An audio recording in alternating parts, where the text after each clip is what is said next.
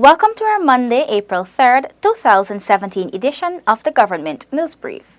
In the news this evening, GPHC conducts capacity training for operating room technicians, Barometer Primary School to be relocated and extended, and prosecutors of the Guyana Police Force better equipped to prosecute trafficking in persons cases. Stay tuned for these and other stories. Thank you for staying with us. I am Renetta LaFleur. Here are the details. 12 operating room technicians of the Georgetown Public Hospital Corporation are part of a training program being conducted to build their capacity. More in this Delon Sanko report. Formally launching the one-day course, Chief Executive Officer Acting of the Georgetown Public Hospital, Alan Johnson, is urging participants to be disciplined during the training. He says this is the only way they would be able to achieve their goals. He notes also that it's an opportunity for the participants. Those who graduate from this group will join an elite group of people working in the OR. As Sister Lucky will tell you, those who work in OR are elite people in any hospital in the world. But you have the opportunity, as I said, to join that elite group and to set yourselves apart from others who are not in OR. Nursing Services Clinical Instructor Gail explains that an operating room team needs to be aware that surgery is an experience for the patients. She notes that persons on an OR team need to be prepared to provide effective care for the patients. It must be vigilant and watchful at all times. 2, of good physical health. Persons with health issues are not advised to work in this field because of the long hours of standing during surgeries. Constant sick messages and absenteeism hinders the progress and process of the operating theatre. 3, have self-control. You must have the ability to control yourself in particular difficult situations. 4, sound knowledge of basic principles and aseptic techniques which you would be taught and must practice. 5, keen sense of responsibility. That is awareness of your obligation, trustworthy and reliable, committed and concerned for each of your fellow human beings. 6, coordination and cooperation. Your willingness to assist patients and colleagues. Nursing Services Chairperson, Nurse Educator Owen John says that he is honored to have persons from Belize participating in the training program, since it will highlight that the Georgetown Public Hospital is making a positive impact in the region. Delon Sanko for the Government News Brief. The Barometer Primary School is to be extended and relocated. This issue was raised and addressed during an outreach to the village over the weekend. Isaiah Braffett has the details. The need to relocate the Barometer Primary School and for a larger school building were raised again last Saturday. Vice President and Minister of Indigenous Peoples Affairs Sidney Alika, Permanent Secretary to the Ministry Alfred King, Regional Executive Officer for the region Leslie Wilberg, Regional Vice Chairperson Sarah Brown, and a representative from the Ministry of Social Protection were in Barometer Region 1 on an outreach to the people. Barometer resident Oswald Dugan notes that the current space at the school is not adequate for the amount of students attending.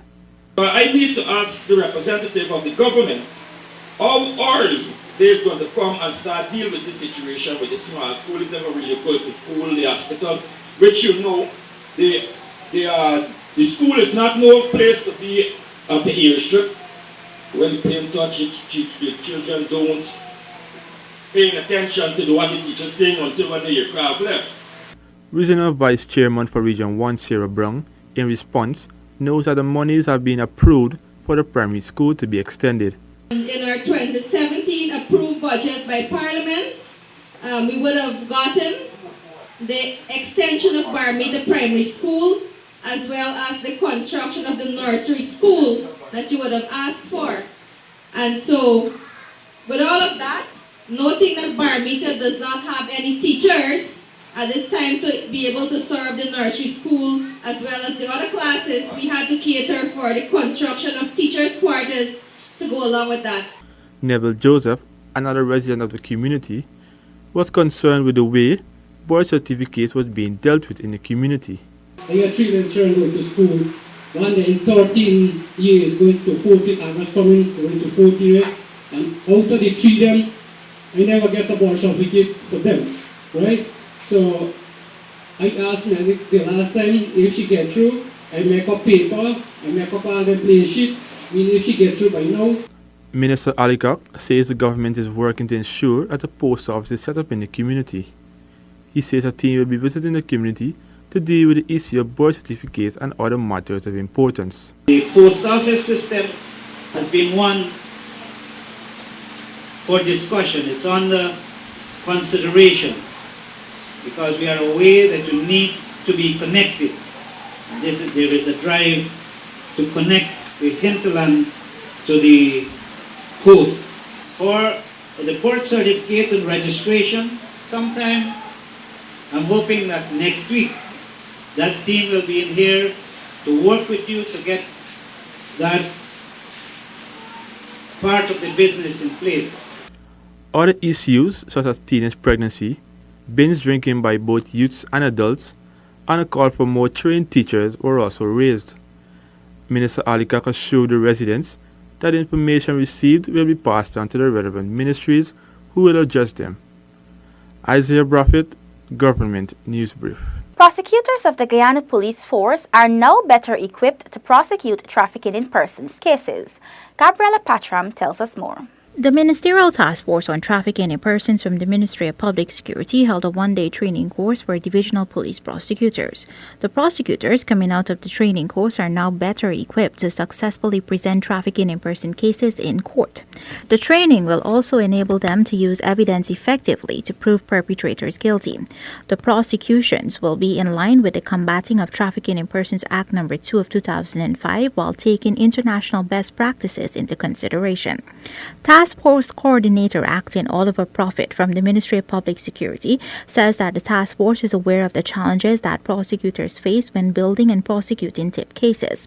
However, he notes that these challenges can be solved with teamwork among the different agencies. We're just here to understand what you guys face, the challenges you face, and also we like to learn about the successes you might have had, and also we can share a bit of what knowledge that we have gained over time working in this field. So we feel that if we at all ends of the chain, all links of the chain, if we have some training, some capacity building done, we probably will be able to have a little more success in the future. Senior Officer SO in charge of Trafficking in Persons Unit of the Major Crimes Unit Criminal Investigations Department, Shane Costello, in her presentation of the role of the Guyana Police Force in TIP, says that the force plays an important role in the fight against TIP. The most important aspect in dealing with trafficking persons in Guyana is to prevent the crime from occurring in the first instance. Though this may be impossible by implementing different strategies, since trafficking in persons, according to survey, is the second lucrative business in the world, it's the duty of us, law enforcement, the officers, and other relevant authorities to stand committed in this fight to combat this scourge of slavery in modern days. Inspector Fiona Harris of Immigration Office of the Guyana Police Force, in her presentation of victim identification in TIP, says that TIP is not narrowed down into one particular area. You must be able, as prosecutors or investigators or even the major crime and immigration ranks, to assess indicators that are in front of you. You must be able to gather basic information to have a successful case. And from time to time, we don't refer certain things that we cannot handle to our colleague. We tend to hold on to it and tell ourselves, okay, we're an investigator or we're a prosecutor and we're supposed to deal with it. Despite you know that matter is going to go overboard, you still hold on to it. You need to move away from that. Because like Mr. Prophet would have said earlier, nothing can be done by you alone. A number of ministries, non-government organizations, and other stakeholders are working together to combat TIP. Additionally, these ministries and other stakeholders will be guided by 4 key areas, which are prevention, protection, prosecution, and partnerships. For the Government News Brief, Gabriela Patram. A team from the Guyana Civil Defense Commission will be visiting Region 10 tomorrow to investigate dust pollution and other mining-related issues. Tiffany Rodias reports. Regional Chairman of Region 10, Ranis Morian, has written the CDC after receiving reports of increased mining activity during the nights, particularly in the Kumaka area. What we'd like are the persons with the technical knowledge to come in and not just look at the dust, but look at the whole mining issue in a holistic manner. Morian says that the CDC team will be evaluating the effects of 20 years of mining and other issues relating to mining. Morian notes that dust pollution remains a concern for residents in the region. The issue of dust pollution from the bauxite company in the region is a long-standing one. The RDC has also written several ministries and agencies over concerns of smuggling of the region's natural resources. I want all of the players to come and sit down so that each person could look at what we're doing, what we're supposed to. If all of the players get involved, trust me, these problems, they wouldn't finish overnight, but it is a start to addressing the issues of the residents. Region 10's economy is based primarily on the mining of bauxite along with sand and stone. Logging is also conducted in the region.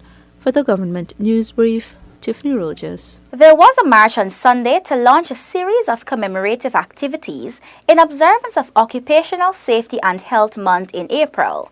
Details in this report. The Ministry of Social Protection, Department of Labor on Sunday, April 2, held its annual march to commemorate the beginning of Occupational Safety Month.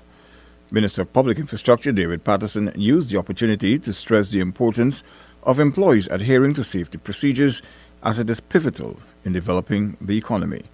Any lost time due to an injury, downtime, the organization, the aviation sector, the maritime section, even in your workplace, any lost time contributes to loss in our recovery, in our economy. And we all have to put our best efforts to ensure that we, as a country, observe all the required regulations for occupational safety and health. The Minister of Public Infrastructure notes that his ministry is specifically tasked with hazardous duties and responsibilities.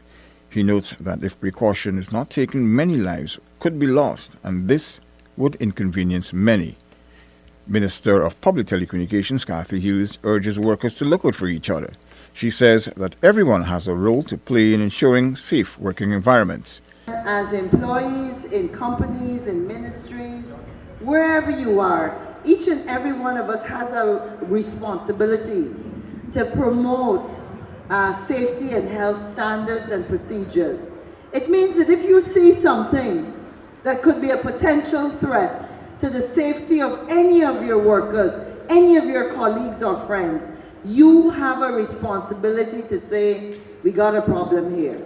Meanwhile, Minister within the Ministry of Social Protection, Keith Scott, notes the importance of data gathering to ensure safe workplaces.